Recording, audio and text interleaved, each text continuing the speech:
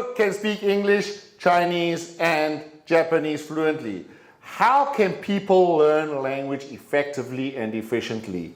In your experience, Joe, how can people learn language effectively and efficiently? Learning languages is an interesting process because everybody's journey tends to be a little bit different. And so what works for one person won't necessarily work for everybody. For example, Iris, her way of learning often, like she said in her previous answer, is about reading lots of books. And sometimes I find reading books really boring. Because usually when I try to learn a language, I want to learn the language because I want to talk to people. So for example, the reason why I picked Chinese, besides the fact that that was the scholarships available at the time, was because I thought to myself, everybody I talk to in English is telling me, shut up, you talk too much. So I thought, well, if I want to talk more, what if I talk in a language that like 1 billion people can speak? Then I can talk to all these people. And if one gets tired of me, I've got like 1 billion more. And so Chinese. But the language I felt I learned the fastest was Japanese. Because I'm a terrible nerd.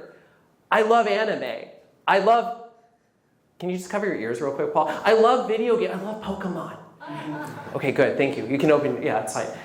And the other thing that really made Japanese learning go faster was because when my wife and I were stuck in Japan during COVID, the only church we could go to was a Japanese-speaking church.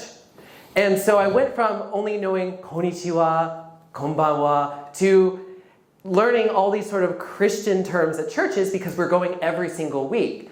And I felt that, oh, I'm actually getting to use Japanese to do reihai, worship. And I felt that that made the language learning process more meaningful because now I'm not just learning the textbook language and all of that. I'm actually going and learning Japanese songs at churches where they go, afureru, afureru, and meaning an outpouring, an abundance of something, and usually about shukuhuku.